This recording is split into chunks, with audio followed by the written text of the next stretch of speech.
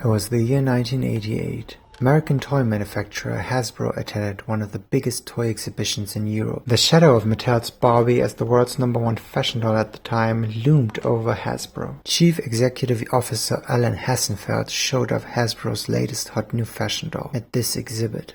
A doll that would lead to tensions boiling over, tensions that had been building up for years, between the two rivaling toy companies Hasbro and Mattel. Hasbro were neck and neck with Mattel, competing to become the biggest toy company in the world. While Hasbro had a variety of brands such as My Little Pony, G.I. Joe, and Transformers, targeting different demographics as part of the portfolio, what they lacked was a successful fashion doll that could be the crucial ingredient in the recipe to win the battle against California-based toy giant Mattel. Hasbro was still licking their wounds from the fashion doll battles they had fought against Mattel with Jam vs. Barbie and Maxi vs. Jazzy. The doll Hasbro showed off at the exhibit in Europe would shake Mattel to its core. This doll would lead to a court case costing millions of dollars spent on a lawsuit that would continue on for 4 years before both parties settled the feud in 1992. This doll was named Sindy.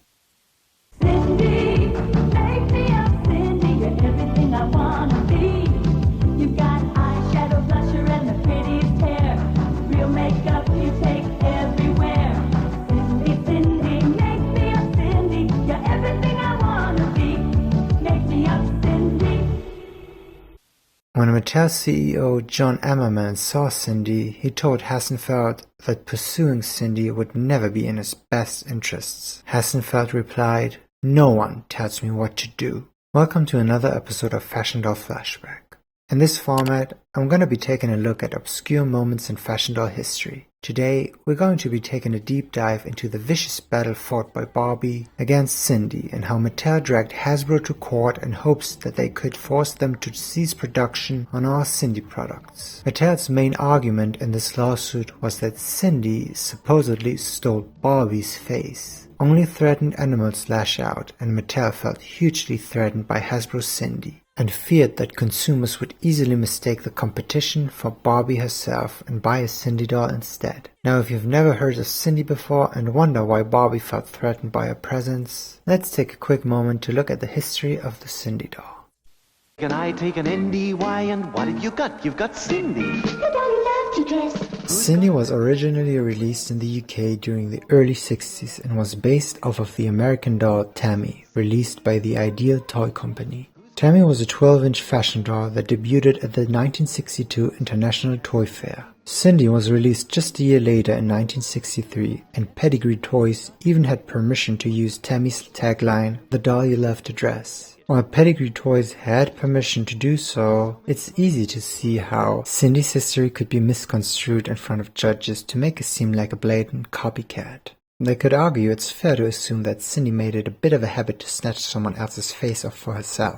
Pedigree's Sindy doll was shown to audiences for the very first time in September of 1963. She has the distinction of being the very first toy ever to have a commercial shown on UK television. Now, Great Britain was at the epicenter of everything cool in the 60s. Fashion designers like Mary Quant or the designing duo of Fole and Tuffin, as well as supermodels like Twiggy, made it possible for the mod movement to cross over from swinging London town into outfit designs exclusively created for Pedigree's Sindy doll. The doll was an instant success, with Pedigree almost unable to keep up with the high demand, managing to produce a total of over 40,000 dolls by the end of 1963. Just a few short months after Sindy's initial launch. The recipe for success was quite simple, really. Sindy was meant to be the girl next door, an antidote to the high glam of Barbie's teenage supermodel. Sindy was approachable and represented the English rose ideal of femininity, which usually depicts beauty as being synonymous with a young and demure woman having delicate features, a fair complexion, and rosy cheeks, all to emphasize the supposed innocence of sad English rose. Think Julie Andrews in Mary Poppins or pre-divorce Princess Diana. While Sindy was hugely popular in the UK, Pedigree Toys had lasting success with her throughout all of the 60s and 70s. An attempt by the American toy company Marx Toys to launch Sindy in the United States during the late 70s turned into a disastrous flop. As an aside, this wasn't the first time Marx Toys tried to get a Barbie competitor off the ground. They already tried their hand at one in 1961 with Miss 17.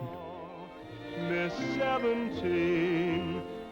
Now by the mid-80s, Sindy's popularity started to wane in her homeland too. The growing home computer market with micros such as Sinclair's ZX Spectrum made classic toys look antiquated to young kids, and former Sindy fans had outgrown the target demo by that point as well. Pedigree tried a lot of things to keep up with the times, but even lavish new gowns for Sindy designed by husband and wife team David and Elizabeth Emanuel, who also created Princess Diana's iconic wedding dress, couldn't prevent Sindy from encountering one sales slump after another. In 1986, Pedigree finally sold the rights to Sindy to the American toy company Hasbro, who by that point was fighting tooth and nail with Mattel, with both companies vying for that precious #1 spot as the world's biggest toy company. Hasbro gave Sindy a new look, turning her into a city girl, and later a superstar. These were more subtle attempts to modernize Sindy by keeping the classic core doll similar to Pedigree's, but with a modern bubblegum pop twist.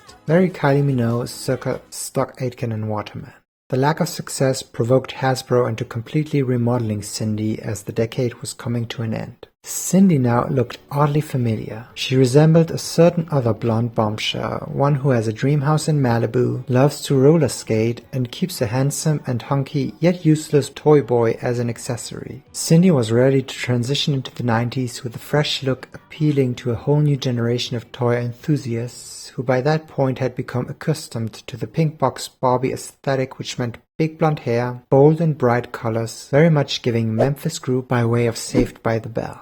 Now by 1990, US sales for toys were looking grim. Companies were worried by the effect the Gulf War had on the American economy, and toy makers like Mattel were looking to expand the business overseas, with Europe being a key market to tap into. The outlook in international markets is brighter, John Emmerman, CEO of Mattel, said at a toy industry conference. Now with Hasbro already having a foot in the door with Sindy, a big seller in markets like the UK, France, Germany, the Netherlands and Greece, they were doing 1/3 of their total business abroad, also expecting international sales to increase by more than 30% in 1990. Mattel started to feel like opportunities were slipping through their fingers. Even though they had threatened Hasbro to cease production on Sindy, the global rollout for the doll went ahead, and Mattel started to incite a lawsuit in every country Sindy dolls were on display at retail stores. France was the first country to rule in Mattel's favor, saying Sindy violated Mattel's Barbie copyright, as well as ordering Sindy dolls to be recalled from local distribution channels. Other countries ruled in favor of Hasbro,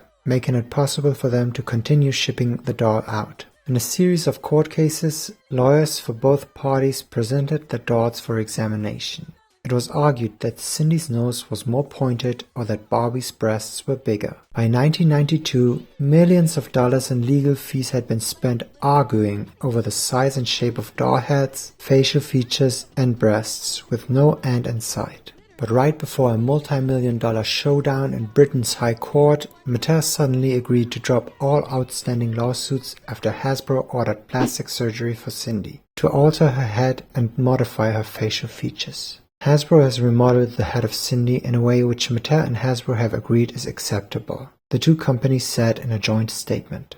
Now this truly came out of left field. How did Hasbro manage to convince Mattel to stop the lawsuit? A representative for Hasbro named Barry Alperin had requested a meeting with two of Mattel's top executives, including Jill Barat, the woman who made Barbie the gargantuan pop culture icon she is today. Opening a suitcase, Alperin revealed 5 disembodied Sindy heads. He requested that Barat choose one she felt was comfortably distant enough from Barbie. She chose a Sindy head Mattel could live with. The battle was over.